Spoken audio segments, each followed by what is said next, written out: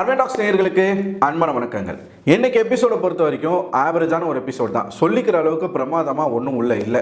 விஜய் சேதுபதி அவர்களுடைய எபிசோட் பொறுத்த வரைக்கும் எப்படி இருக்குது அப்படின்னு பார்த்தீங்கன்னா, ஒரு 10 விஷயம் நடக்குது, ஒரு 10 சண்டைகள் அதில் நடக்குது அப்படின்னு பார்த்தீங்கன்னா, அதில் மெயினாக ஒரு 2 விஷயத்தை எடுத்துக்கிறாரு. வாரம் வாரம் இந்த கேப்டன்ஷிப் அப்படிங்கிறது ஒன்று வந்துடுது. அதை தாண்டி எதனா ஒரு பிரச்சனையை எடுத்துக்கிறாரு. அதை வச்சு மட்டுமே 2 நாளும் ஓட்டுறாப்புல. நேற்று வந்து அருண் அவர்களை பற்றின பேச்சு, இன்னைக்கு ரஞ்சித் அவர்களை பற்றின பேச்சு. அதை கடந்து வேற எந்த ஒரு விஷயத்தையும் பேசலை. முத்துக்குமரன் பண்ண விஷயங்கள், சௌந்தர்யா சண்டை போட்டது, இது எதுவுமே அன்ஷிதா மலையில நின்றுக்கிட்டு மேனேஜர் சொல்லி உள்ள போக முடியாதுன்னு சொன்னது, இது எதுவுமே அவர் வந்து பேசலை. அவருக்கு தேவை ஒருத்தர் அடிக்கணும் அப்படின்னா அவரும் வச்சுக்கிறாப்புல. ஜாக்லின் அடிக்கணும்னா ஜாக்லின் வச்சுக்கிறாரு, சௌந்தர்யா அடிக்கணும்னா சௌந்தர்யா வச்சுக்கிறாரு, இது கோவா கேங் அடிக்கணும்னா கோவா கேங். இப்படி ஒருத்தர் பர்டிகுலராக சூஸ் பண்ணி அவங்க அந்த வாரத்தில் என்ன பண்ணாங்களோ அதை மட்டும்தான் அவர் பேசுறாரு. இதை எல்லா வாரமும் நான் நோட் பண்ணிட்டு தான் இருக்கேன். இந்த வாரமும் இதான் நடந்துச்சு. ஆனால் நேற்றுக்கு கம்பேர் பண்ணும்போது இன்னைக்கு எபிசோட் நல்லா இல்லை. நேற்று எபிசோட் வந்து நல்லா இருந்துச்சு. இன்னைக்கு மொத்தமாகவே அவர் பண்ணது என்ன அப்படின்னு பார்த்தீங்கன்னா, ரஞ்சித்துடைய அந்த கேப்டன்ஷிப்பை பற்றின ரோஸ்ட், அதுக்கப்புறமா நாமினேஷனில் இருக்கக்கூடிய ஆட்களை இருந்து தர்ஷிகாவை எவிக் பண்ணி வெளியில் அனுப்பிச்சது, நெக்ஸ்ட் ஒவ்வொரு கண்டஸ்டண்டாக கூப்பிட்டு எல்லாருக்கும் ஒரு அட்வைஸை கொடுத்தது. இந்த 3 விஷயங்கள் தான் நடந்துச்சு. ஸோ இதில் ஓவராலாக நம்ம பார்க்கணும் அப்படின்னா சின்ன சின்ன விஷயங்களை நம்ம மட்டும் பார்த்துருவோம். ரஞ்சித்தை பொலன்னு பொழந்துட்டாப்புல. அதாவது ரஞ்சித் இதுக்கு மேலே நீங்கள் நடிச்சிங்கன்னா ஒன்றும் பண்ண முடியாது அப்படின்ற ரேஞ்சுக்கு பொழந்துட்டாரு. எக்ஸ்போஸ் பண்ணி விட்டாரு, ரஞ்சித்தை கம்ப்ளீட்டாக எக்ஸ்போஸ் பண்ணி விட்டாரு. இந்த வார கேப்டன்ஷிப் ரஞ்சித்துடைய தலைமையில் எப்படி இருந்துச்சு, ஒவ்வொரு கண்டஸ்டண்ட்டும் ரஞ்சித்தை மேலே இருக்கக்கூடிய ஒப்பீனியன் என்ன அப்படிங்கிறத பேச வச்சிருந்தாப்புல. அது மட்டும் இல்லாமல் நீங்கள் பின்னாடி என்னெல்லாம் பேசுகிறீங்க, முக்கியமாக சௌந்தர்யாவை நீங்கள் என்னெல்லாம் பேசுகிறீங்க அப்படின்னு ஒரு 2 விஷயத்த வெளியில் எடுத்து விட்டாரு. ஒன்று பேட்சை வச்சு மூஞ்சில் தச்சு விட்டுறணும் அப்படின்ற மாதிரி ஏதோ ஒன்று சொன்னது. இன்னொரு விஷயம் ஏதோ ஒன்று சொன்னாப்புல, சவுக்கு எடுத்து அடிச்சுனா பிஞ்சிரும். அது வந்து எப்போ அவர் பேசினாரு எனக்கு சரியா ஞாபகம் இல்லை. இந்த 2 விஷயத்தையும் சொல்லி விட்டாரு. இதுக்கு மேலேயும் ரஞ்சித்தால என்ன பண்ண முடியாது, ஹவுஸ்மேட்ஸ் கிட்ட போய் நடிக்க முடியாது. சரிங்களா, அது ஒன்று. இன்னொரு விஷயம் என்ன அப்படின்னு பார்த்தீங்கன்னா, எவிக்ஷனில் தர்ஷிகாவை வெளியில் அனுப்புகிறாங்க. அதாவது வெளியில் வரும்போது தர்ஷிகாவுடைய ஏவி நீங்கள் பார்த்தீங்கன்னா, இத்தனை வாரங்களில் போட்ட கண்டஸ்டன்ஸோட ஏவியை விட தர்ஷிகாவுடைய ஏவி ரொம்ப பெட்டர், நல்லா இருந்துச்சு, சூப்பராக இருந்துச்சு. மிக்சடு எமோஷன்ஸ் வந்து நிறைய இருந்துச்சு. ஆனால் விஜய் சேதுபதி அவர்கள் வந்து ஒரு விஷயத்த ரிப்பீட்டடாக தர்ஷிகா கிட்ட சொல்ல முயற்சி பண்ணுறாரு. நீங்கள் நல்லா தான் விளையாண்டீங்க, எங்கே நீங்கள் உங்களுக்கான தடுமாற்றம் எங்கே வந்துச்சு, நீங்கள் எங்கே ஸ்டாப் ஆனீங்கன்னு உங்களுக்கு புரியுதா அப்படின்னு சொல்லி கேட்குறாரு. அவங்களுக்கு புரியலை, முதல்ல புரியலை. அதுக்கப்புறமா ஏவியை போட்டு காட்டுறாங்க. அந்த ஏவியை பார்க்கும் பொழுதே அவங்களுக்கு புரிஞ்சிருக்கணும் அவங்க வந்து எங்கே ஸ்டாப் ஆனாங்க அப்படின்னு சொல்லி. அது ஒன்று நடக்குது. இப்போ என்ன அப்படின்னு பார்த்தீங்கன்னா, அந்த ஏவி முடிஞ்சிட்ட பிறகு வீட்டுக்குள்ளே போகிறாரு. வீட்டுக்குள்ளே போய் எல்லாருக்கிட்டையும் இவங்க பேசுகிறாங்க. அதை பார்த்து புரிஞ்சிக்கிட்டு கூட மறுபடியும் விஷால் கிட்ட இந்த பொண்ணு வலிஞ்சு குலைஞ்சு தான் பேசுது. வெளியில் வர்றதுக்கு முன்னாடி விஷால் கிட்ட என்ன தெரியுமா சொல்லிட்டு வந்துச்சு இந்த பொண்ணு, எனக்கு தெரியல, நம்மளோட டெஸ்டினி வந்து நம்ம தலையில் என்ன எழுதி வச்சிருக்குன்னு எனக்கு தெரியல, ஆனால் நம்ம வந்து வெளியில் பார்ப்போம் பேசுவோம் நான் நம்புகிறேன் அப்படின்ற ஒரு விஷயத்த சொல்லிட்டு, தர்ஷிகாவுடைய அம்மா தர்ஷிகாவுக்கு பர்சனலாக கொடுத்த முதலாக தர்ஷிகாவுக்கு அவங்க அம்மா வந்து போட்டு விட்ட ஒரு செயினை விஜய் விஷாலுக்கு கொடுத்துட்டு போகுது. இத்தனை நாளாக விஷால் வந்து ஓப்பனாக பேசாதவன் இன்னைக்கு தர்ஷிகா வெளியில் போனதான் அவங்க ஒன்று சொல்லியிருப்பான். எத்தனை பேர் நோட் பண்ணீங்க? அந்த அன்பை எல்லாரும் வந்து சொல்கிறாங்க. இவர் அருண் ராணுவலாம் இருக்கிறாங்க. அப்போ அருண் வந்து கேட்குறாரு, நீ ஓகேவா அப்படின்ற மாதிரி கேட்கும்பொழுது, நான் ஓகே தான், எனக்கு தர்ஷிகாவுடைய அந்த அன்பு வந்து எனக்கு புரியுது, எனக்கு பிடிச்சிருக்கு, ஆனால் அதை தாண்டி எனக்கு எதுவும் இல்லை, நான் அந்த பொண்ணு மனசை வந்து கஷ்டப்படுத்தக்கூடாதுன்னு நான் வந்து ரொம்ப ட்ரை பண்ணுற ரேஞ்சுக்கு பேசுகிறாங்க. இப்போ வரைக்கும் அவன் என்ன ட்ரை பண்ணுறான் அப்படின்னா, என் மனசுக்குள்ளே வெறும் ஃப்ரெண்ட்ஷிப் தான் இருக்குது, மற்றபடி உன் மேலே எனக்கு தனியாக பர்சனலாக எந்த ஒரு தாட்ஸும் இல்லை அப்படிங்கிறத தாங்க சொல்ல ட்ரை பண்ணுறான். தர்ஷிகா வெளியில் பேசும்பொழுது அந்த பொண்ணு என்ன சொல்லுது, அங்கேயும் அதே தான் சொல்லுது, இது தற்குறி, இது மனசுக்குள்ளே என்ன நினச்சிட்டு பேசுதுன்னு தெரில, நம்மளோட ஏவி நல்லா இருந்துச்சு, க்யூட்டாக எடிட் பண்ணியிருக்காங்க, பயங்கரமாக இருக்குதுன்னு சொல்லிட்டு அங்கே நின்று விஷால் கிட்ட சொல்லிக்கிட்டு இருக்கு.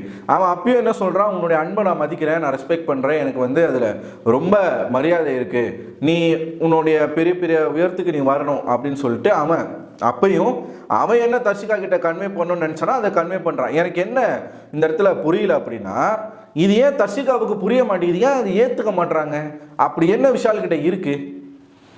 இவ்வளோ நடந்தும் நீ இந்த வீட்டுக்குள்ளே வரும், விஜய் சேதுபதி கிளியராக சொல்கிறார், இந்த வீட்டுக்குள்ளே வரும் பொழுது கப்புக்கு ஆசைப்பட்டு தான் நீங்கள் வந்தீங்க, நீங்கள் என்ன சொன்னீங்க, நீங்கள் என்ன செஞ்சீங்க, ஏவிலேயே கிளியராக காட்டியிருக்கான். நம்ம எங்கே தப்பு பண்ணோம் அப்படிங்கிறத கிளியராக காட்டியிருக்கான்.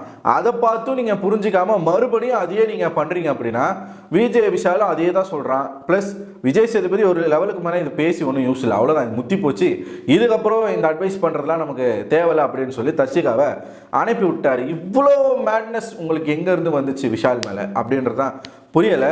மேபி அந்த ஏவியை பார்த்து அவங்க புரிஞ்சுக்கிட்டாங்களா இல்லையா, அவங்க அப்பையும் எனக்கு தெரிஞ்சு இன்னொரு சைடு நான் யோசிக்கிறேன், அந்த ஏவியை பார்த்து க்யூட்டாக இருக்குது, நல்லா இருக்குது, நல்லா ரீச் ஆகிருக்கு அப்படின்னு அவங்க எடுத்துக்கிட்டாங்களா, இல்லை இதனால தான் இந்த கேம் நமக்கு போச்சு அப்படின்னு அவங்க எடுத்துக்கிட்டாங்களான்றது எனக்கு டவுட்டாக இருக்குது. மேபி நான் சொன்ன முதல் விஷயம் தான் நடந்திருக்கும்னு நினைக்கிறேன். அதை பார்த்தோன்னே தர்ஷிகாவுக்கு வந்து ரொம்ப ஆசையாக இருந்திருக்கும் போல், நல்லா இருக்கே அப்படின்ற மாதிரி இருந்திருக்கும் போல். ஸோ அதை ரசிக்கிறாங்க அவங்க. அடிப்பாவிகளா, இதுக்கு மேலே நம்ம பண்ணுறதுக்கு ஒன்றும் இல்லை சரியா. வெளியில் போய் தர்ஷிகா இந்த விமர்சனங்கள்லாம் பார்ப்பாங்க இல்லையா, சோஷியல் மீடியா வந்து ஸ்க்ரோல் பண்ணி பார்ப்பாங்க. அதெல்லாம் பார்க்கும் பொழுது தர்ஷிகாவுக்கு புரியட்டும். இதில் முக்கியமான ஒரு காமெடி என்ன தெரியுமா, இப்போ தர்ஷிகாவுடைய ரசிகர்கள்னு ஒரு கூட்டம் கிளம்பி தர்ஷிகா வெளியே போனதுக்கு காரணம் ஜாக்லின் தான் அப்படின்னு சொல்லி ஜாக்லினை போட்டு அடின்னு அடிச்சுக்கிட்டு இருக்காங்க சோஷியல் மீடியாவில். என்ன சொல்கிறாங்க அப்படின்னா, ஒரு காலத்தில் ஜாக்லின் தான் இந்த ஆசையை வந்து தர்ஷிகா மனசுக்குள்ளே விதைச்சாங்களாம். என்ன ஆசை, லவ் பண்ணுங்க அப்படின்ற ஒரு ஆசையை விதைச்சாங்களாம். விஜய் விஷாலோட கோர்த்து வச்சு அவங்க தான் பேசினாங்களாம். அந்த வீடியோலாம் போட்டு ஜாக்லினை போட்டு அடிச்சுக்கிட்டு இருக்காங்க. நானும் பார்க்குறேன், என்னடா இது புது உருட்டா இருக்கே அப்படின்னு சொல்லி பார்த்தா அது எப்போ பேசின விஷயம் தெரியுமா, தர்ஷா குப்தா இருக்கும்போது பேசின விஷயம். அப்போ நல்லா உங்களுக்கு ஞாபகம் இருக்கா, கேர்ள்ஸ் கேங் ஃபுல்லாக சேர்ந்து லவ் கண்டென்ட் கொடுக்கணும், சரி நமக்கு ஏற்ற மாதிரி பையன் வரலையே, இவன் கரெக்டாக இருப்பானா, இந்த சுனிதா வந்து மாமா வேலை பார்த்தது, இந்த விஷயங்கள்லாம் நடந்துச்சு ஞாபகம் இருக்கா உங்களுக்கு. ஸோ முத்துக்குமரனை தர்ஷிகாவோட சேர்த்து வச்சு பேசினது இவங்க சுனிதா சொல்லியிருப்பாங்கல்ல, முத்து உன் பேரை சொல்லும்போது மட்டும் கொஞ்சம் வெக்கப்படுறான் அப்படின்னு சொல்லியிருப்பாங்க இல்லையா, அப்போ பேசினதை இப்போ போடுறானுங்க.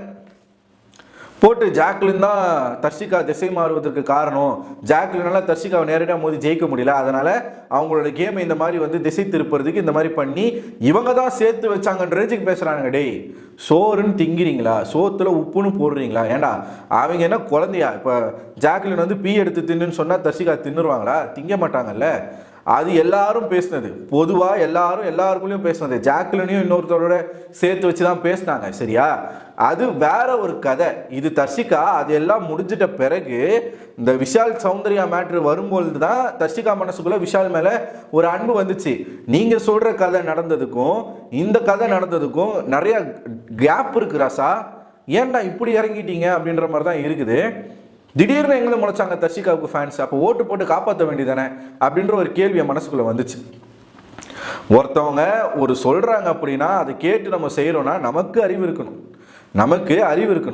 அறிவு கட்டத்தனமாக விஷால் வந்து தர்ஷிகாவை லவ் பண்ணலை, விஷால் தர்ஷிகாவை யூஸ் பண்ணான். தர்ஷிகா லவ் பண்ண ட்ரை பண்ணாங்க, அது வந்து செட் ஆகலை. இது இவங்க 2 பேருக்குள்ள நடந்த பர்சனலான விஷயம். இதுக்கு ஜாக்லின் காரணமோ பவித்ரா காரணமோ யாருமே காரணம் கிடையாது, அவங்களுடைய ஓன் டிசிஷன். இதை தர்ஷிகாவே ஏற்றுக்க மாட்டாங்க. ஆனால் இப்படி வெளியில், அதாவது ஜாக்லினை எதனா பண்ணி வாரம் எதனா ஒரு விஷயத்தில் ஜாக்லினை மாட்டி விட்டு பேச வைக்கணும். இது யாரு பண்ணுறாங்கன்னு தெரியல இந்த எச்ச வேலையை. எனக்கு தெரிஞ்சு இது ரியலான தர்ஷிகா ஃபேன்ஸாக இருக்க வாய்ப்பே இல்லை. இத்தனை வாரங்கள் இல்லாமல் தர்ஷிகா போகிற அன்னைக்கு எங்கேருந்து வந்தாங்க தர்ஷிகாவுக்கு ஃபேன்ஸ்? ஸோ இது வேற எந்த ஃபேன்ஸோ தான் முகமுடியை போட்டுக்கிட்டு தர்ஷிகாவுக்காக ஒரு பஞ்சாயத்தை பண்ணிக்கிட்டு இருக்காங்க. எனக்கு புரியாத ஒரு விஷயம் என்னன்னு தெரியுமா, இந்த வீட்டுக்குள்ளே எல்லாருக்குமே கிளாப்ஸ் வருது. ஏன் இவன் ஜாக்லினை பற்றி மட்டுமே பேசுகிறான், ஜாக்லினுக்காக இவன் ஏன் சொம்படிக்கிறான், இவன் தான் நான் ஜாக்லின் பிஆர் அப்படின்னு கேட்டிங்கன்னா எல்லாரை பற்றியும் பேசுறதுக்கு எல்லாரும் இருக்காங்க.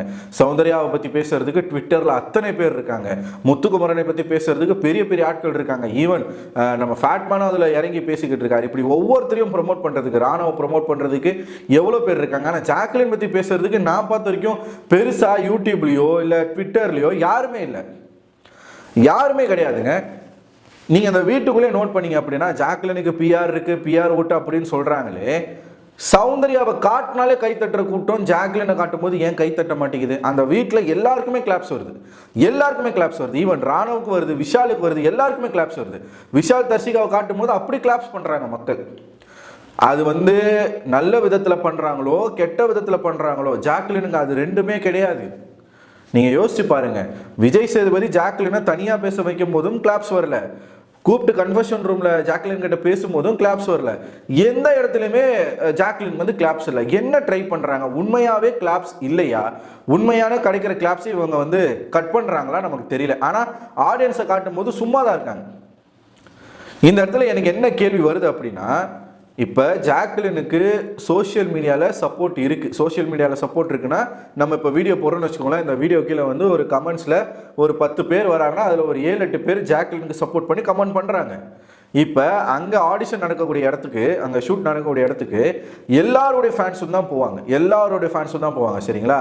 எல்லார் டீமில் வரலாம். ஏன்னா பர்சனலாக எனக்கு இன்வைட் வந்திருக்கு. சீசன் 6ல் விக்ரமனுக்காக வந்திருக்கு. சரிங்களா?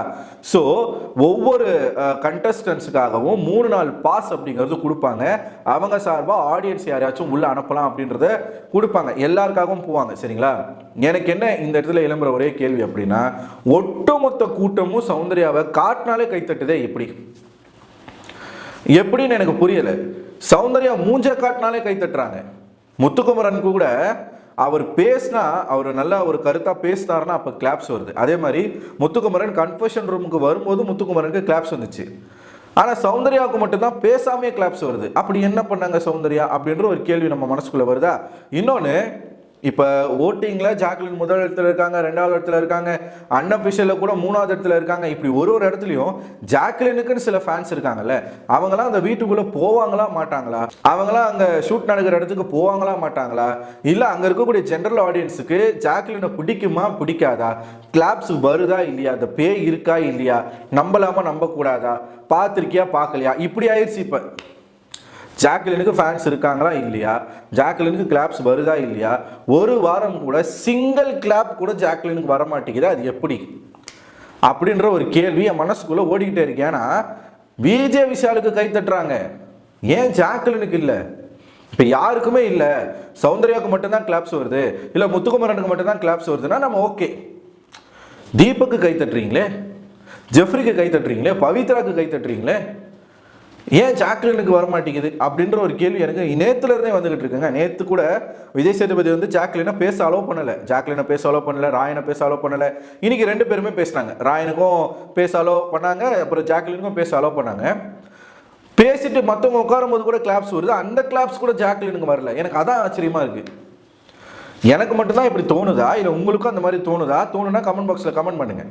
சீரியஸ்லி எனக்கு வந்து இது ரொம்ப கேள்விக்குறியாவே இருக்கு. ஏதோ ஒன்று நடக்குதுங்க, ஜாக்லினை சுற்றி ஏதோ ஒன்று நடக்குது. இவன் ரொம்ப 1க்கு 2 போட்டுலாம் பேசுகிறான் அப்படின்னு நீங்கள் நினைக்கலாம்.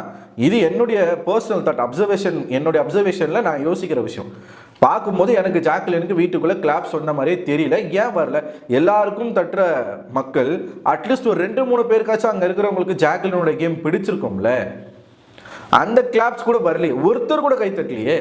என்ன காட்ட விரும்புகிறாங்க சேனல் அப்படிங்கிறது எனக்கு தெரியல. ஜாக்லினே ஒரு கட்டத்துக்கு மேலே அவங்க மனசுக்குள்ள என்ன இருக்குது அப்படின்னா, அந்த கன்ஃபெஷன் ரூமில் அவங்க பேசும்பொழுது நீங்கள் அந்த வார்த்தையை நீங்கள் கவனிச்சதுன்னா உங்களுக்கு புரிஞ்சிருக்கும். நான் ஒரு வாரம் இருந்தால் கூட நான் விளையாடணும்னு நினச்சி தான் நான் வந்தேன். நான் விளையாடினேன். அதுக்கப்புறமா வந்து என் கிராஃப் வந்து மக்கள் நான் பண்ண விஷயங்கள் வெளியில் வந்து நல்லதாகவும் போயிருக்கலாம், கெட்டதாகவும் போயிருக்கலாம். என்னை பிடிச்சவங்களும் இருப்பாங்க, பிடிக்காதவங்களும் இருப்பாங்க. ஸோ இப்போ நான் 10 வாரங்கள் நான் கடந்து வந்திருக்கேன். இன்னும் இருக்கக்கூடிய வாரங்கள் அது 1 வாரமோ 2 வாரமோ இல்லை ஃபைனல். ஸோ நான் விளையாட போகிறேன். என்ன விளையாடணுமோ அதை நான் விளையாட போகிறேன். ஜாக்லின் இந்த வீட்டுக்குள்ளே வந்தா 1 வாரம் விளையாண்டா அதோட அப்புறமே டவுன் ஆகிட்டா அப்படின்ற மாதிரி நான் இருக்க விரும்பலை. நான் த்ரூ அவுட் எப்படி இருக்கணும் அப்படி தான் நான் இருக்க போகிறேன். நான் பண்ண விஷயங்கள் வெளியில் வந்து தப்பாக போயிருக்கு அப்படின்னா அதுக்கு நான் மட்டும்தான் காரணம் அப்படின்னு சொல்லி அவங்க பண்ண மிஸ்டேக்ஸ் அப்பட்டமா அக்செப்ட் பண்றாங்க அந்த இடத்துல. அப்போ கூட கிளாப்ஸ் இல்லை. இங்கே தான் நமக்கு சந்தேகம் வருது. விஜய் சேதுபதி வந்து ஜாக்லினுக்கு அட்வைஸ் பண்ணி அனுப்புறாரு. எல்லாருக்குமே அட்வைஸ் பண்ணாரு. சில பேருக்கு வந்து அட்வைஸே தேவையில்லை. இப்போ தீபக் உங்களுக்குலாம் அட்வைஸே தேவையில்லை, நீங்கள் கரெக்டாக இருக்கீங்க போங்க அப்படின்னும் போது எனக்கு தெரிஞ்சு போச்சு தீபக் ஃபைனலிஸ்ட் அப்படின்னு சொல்லி. மஞ்சரிக்கும் அதே அட்வைஸ் தான், உங்களுக்கு எந்த அட்வைஸும் தேவையில்லை, நீங்கள் பர்ஃபெக்டாக இருக்கீங்க போங்கன்னு சொல்லும்போது தெரிஞ்சு போச்சு மஞ்சரியும் தூக்கி ஃபைனல்ஸில் போட போகிறாங்கன்னு சொல்லி. ஸோ வரக்கூடிய வாரங்களில் நிறைய ட்விஸ்ட் அண்ட் டர்ன்ஸை நீங்கள் எதிர்பார்க்கலாம். நிறைய ட்விஸ்ட் அண்ட் டர்ன்ஸ் எதிர்பார்க்கலாம். நீங்களாம் நினச்சிக்கிட்டு இருக்கீங்க முத்துக்குமரன் டைட்டில் வின் பண்ணுவார், இல்லை சௌந்தர்யா டைட்டில் வின் பண்ணுவாங்கன்னு சொல்லிட்டு. கிடையவே கிடையாது. இவங்களுக்கே கிடையாதுன்னா ஜாக்லினுக்கு கிடைக்குமா? வாய்ப்பே இல்லை. நான் ஃபிக்ஸ் பண்ணிட்டேன். நீங்கள் எதிர்பார்க்காத ஒரு நபர் தான் டைட்டிலை வின் பண்ண போகிறாங்க. அதை பொறுத்து இருந்து நம்ம பார்ப்போம். சரி, இது இருக்குதா? இதோட பார்த்தீங்கன்னா அதுக்கப்புறமா அதான் ஒருத்தருக்கும் அவர் வந்து கொடுத்த அட்வைஸ், அதோட இன்னைக்கு எபிசோட் வந்து முடியுது. இன்னைக்கு பெருசாக கண்டென்ட் வந்து இல்லை, இவ்வளோதான் கண்டென்ட். இதை தாண்டி சில விஷயங்கள் நம்ம சொல்லணும் அப்படின்னா அடுத்த வீடியோவில் நான் உங்ககிட்ட வந்து அதை பற்றி பேசுகிறேன். ஸோ இந்த ஓவராலாக இந்த வீடியோ பார்க்கும்பொழுது உங்களுக்கு என்ன தோணுது? நான் மீண்டும் சொல்கிறேன், ஜாக்லினுக்கு நான் பிஆராக வேலை செய்யணும்னு எனக்கு அவசியம் கிடையாது. ஜாக்லினுக்கு உண்மையான சப்போர்ட் நான் கொடுக்கணும்னு நினைக்கிறேன். ஏன்னா எனக்கு தெரிஞ்சு யாருமே அவங்க சைட் பேசாத மாதிரி எனக்கு தோணுது. அப்படி யாருன்னா ஜாக்லினுக்கு சப்போர்ட் பண்ணி எந்த சேனலாச்சும் பேசுச்சு அப்படின்னா கமெண்ட் செக்ஷனில் கமெண்ட் பண்ணுங்கள், நான் தெரிஞ்சுக்கிறேன். எனக்கு தெரியலங்க யாரும் பேசுகிற மாதிரி. ஒரு மாதிரி யாருமே இல்லாமல் கைவிடப்பட்ட ஒரு போட்டியாளராக எனக்கு தோன்றுறாங்க ஜாக்லின். அவங்க சைடு இருக்கக்கூடிய ப்ளஸ்ஸை எடுத்து சொல்கிறதுக்கு யாருமே இல்லையோ அப்படின்ற மாதிரி எனக்கு தோணுது. ஏன்னா மற்றவங்களுக்குலாம் நிறைய பேர் உளுந்தடிச்சுக்கிட்டு பேசிக்கிட்டு இருக்காங்க. நீங்கள் ட்விட்டர் போனீங்கன்னு வச்சுக்கோங்களேன், சௌந்தர்யா ஃபேண்டம், முத்துக்குமரன் ஃபேண்டம், ராணுவ ஃபேண்டம்னு போட்டு ஒரு 16 பேராச்சும் பேசிக்கிட்டு இருக்காங்க. ஜாக்லினுக்குன்னு ஒருத்தர் கூட அங்கே பேசி நான் பார்க்கல. ஸோ அதே தான் யூடியூப்லேயும் நானும் பார்த்துக்கிட்டே இருக்கேன். முத்துக்குமரன் டைட்டில் வின்னர்னு போடுறாங்க, சில பேர் தீபக் தான் டைட்டில் வின்னர்னு போடுறாங்க, சௌந்தர்யா தான் டைட்டில் வின்னர்னு போடுறாங்க. பட் ஜாக்லினுடைய குறைகளை மட்டும் பேசக்கூடிய ஆட்கள், ஜாக்லினுடைய நிறைகளை பற்றி யாரும் பேசலை அப்படின்றதுக்காக மட்டும்தான் நான் பேசுகிறேன். இதுக்கப்புறமும் நீங்கள் வந்து பிஆர் அப்படின்னு சொன்னீங்கன்னா நோ வரி, நான் அப்படியே இருந்துட்டு போகிறேன். ஃபேட்மேன் போன்ற ஜாம்பவான்களே வந்து நான் வந்து பிஆராக இருக்கிறேன் அப்படின்னு சொல்லி ஒரு எச்சத்தனமாக ஒரு விஷயத்த பண்ணும்போது, ஓப்பனாக பண்ணும்போது, அவங்களுக்கே அந்த அசிங்கம் அவமானம்லாம் இல்லாத போது நம்ம எதுக்கு அசிங்கம் பண்ணணும்? நம்ம வந்து ஒரு சின்ன ஒரு எறும்பு மாதிரி தான். அவர் யானை மாதிரி, நம்ம எறும்பு மாதிரி. ஸோ அதில் நமக்கு எந்த விதமான அச்சமோ கூச்சமோ வெக்கமோ இல்லை. நான் ஜாக்லின் பியராகவே இருந்துக்கிறேன். Yes, I am a peer of Jacqueline. So இந்த வீடியோ பற்றி உங்களுடைய கருத்துக்களை கமெண்ட் பாக்ஸில் போஸ்ட் பண்ணுங்கள். அடுத்த வீடியோ உங்களை சந்திக்கிறேன். அதுவரை உங்களிடமிருந்து விடைபெறுவது நான் அரவிந்தன்.